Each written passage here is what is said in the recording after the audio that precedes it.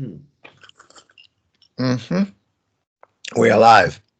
So, Professor McIntyre, Yes. racism.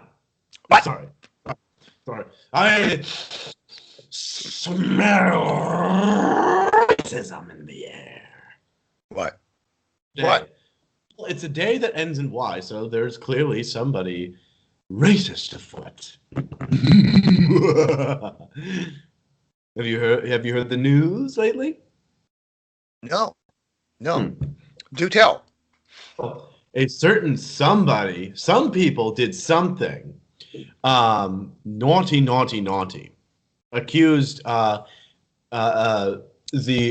dear Nancy Pelosi of racism. And these people, Okay. four Well, that's normal. individuals. Somebody's always harassing. Oh, no. This is the left attacking the left. The people, the accused are Oh, okay. known as the Squad, and shall not be referred to as anything else from this point on. The Squad, Whose names will not be mentioned.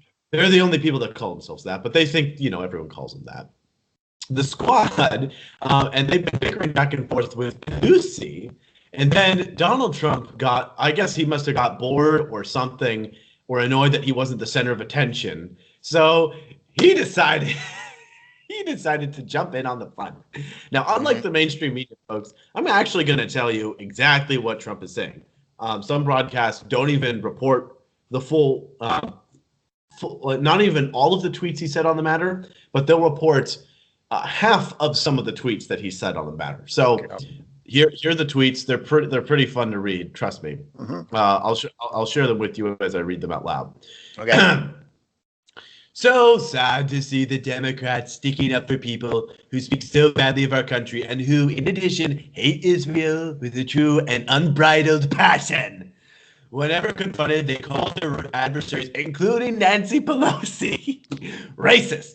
Their disgusting language and many terrible things they say about the United States must not be allowed to go unchallenged. If the Democratic Party wants to continue to condone such disgraceful behavior, then we look more forward to seeing you at the ballot box in 2020. Yeah. Okay, so that's the first one. And then he has a few more tweets to follow up. And he has we are doing great economically. Yeah. Where's the one where he tells these people to take a hike if they don't like this country? Where's that? Oh, you see, that's the thing, is that people aren't reporting on the fact that he actually made many tweets leading up to it. When will the radical left congresswoman apologize to our country, of people Israel, or even the office of the president for the foul language they've used, the terrible things they have said? So many people are angry at them and the horrible, disgusting actions with the U.S. and wishes it had not broken the original deal in the first place. In the meantime, we're receiving billions of dollars in debt, blah, blah, blah. He mixes it in with economic tweets. If the Democrats want to unite around the foul language and racist hatred spewed from the mouths and actions of these very unpopular and unrepresentative congresswomen, it would be interesting to see how it plays out. I can tell you that they have made Israel feel abandoned by the United States. See, most of this is not, in any way could you contrive it. He's the racist here. Here's one that I personally liked. We all know AOC, notice he didn't tag her, and this crowd are a bunch of communists. They hate Israel. They hate our own country. They're calling the guards along our border, the Border Patrol agents, concentration camp guards. They accuse people who support Israel doing it for the Benjamins. They are anti-Semitic. They are anti-America. We don't need to know anything about them personally. Talk about their policies. I think that they are American citizens who are duly elected, that are running on an agenda that is disgusting, that the American people will reject. What does it mean for America to have free healthcare for illegal immigrants? No criminalization of coming into our country. See how that works for controlling immigration. They talk about Israel like they're a bunch of thugs, not victims of the entire region. They wanted to impeach President Trump on day one. Make them the face of the future Democratic Party. You will destroy the Democratic Party. Their policies will destroy the country. I think he was quoting from Lindsey Graham. And that one in particular, still, it's pretty scathing. We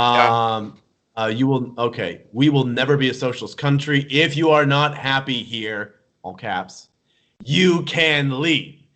It is your choice and your choice alone. This is about love for America. Certain people hate our country. They are anti-Israel, pro-Al-Qaeda, and comment on the 9/11 attack, quote, some people did something. Radical left Democrats want open borders, which means drugs, crime, human trafficking, and much more. Detention facilities are not concentration camps. America has never been stronger than it is now. Rebuilt military, highest stock markets ever, lowest unemployment, and more people working than ever before. Keep America great.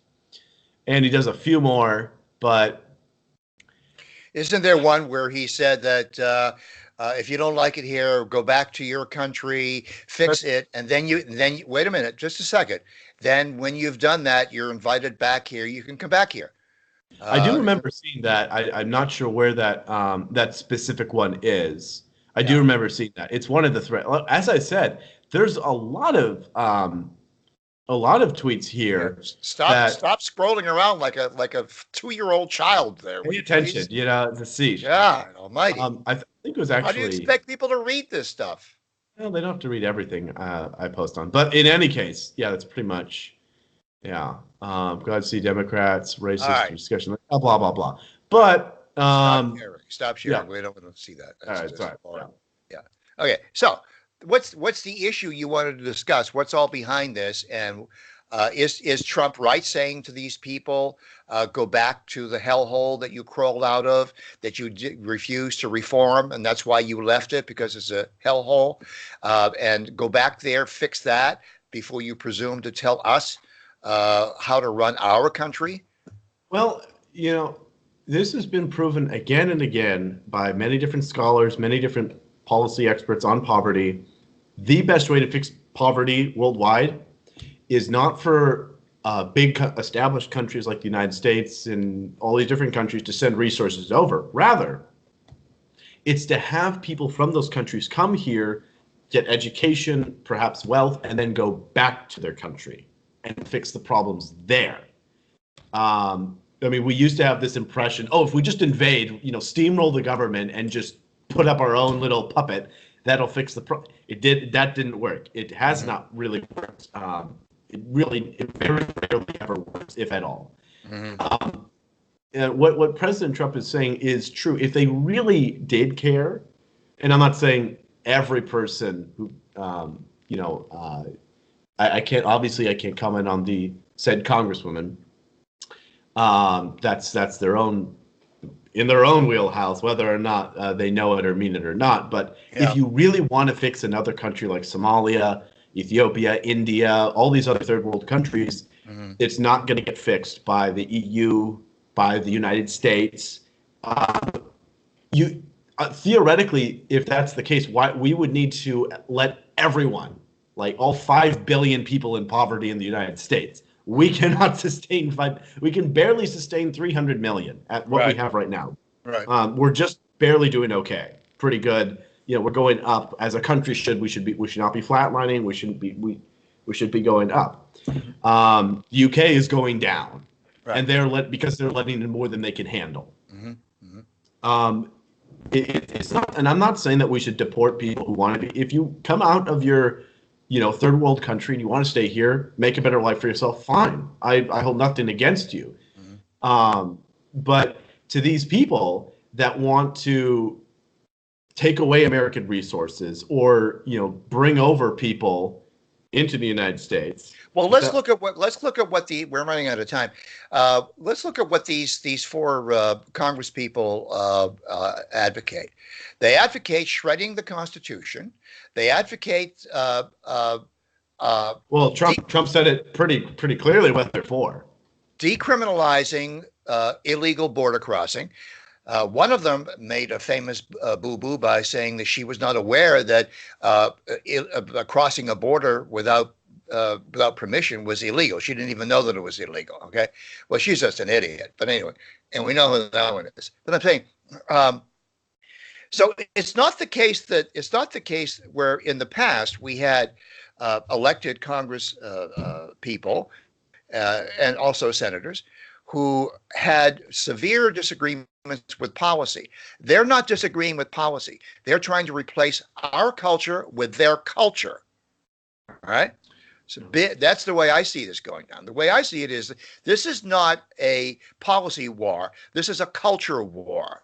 They want the Black Lives Matter, anti-white culture blended with the Muslim Sharia law culture to replace the Judeo-Christian culture that this country rests on and the Constitution rests on.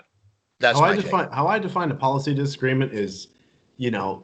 what percent you're taxing these people, or what are the specific language of this, regulation. Right. That's a policy disagreement.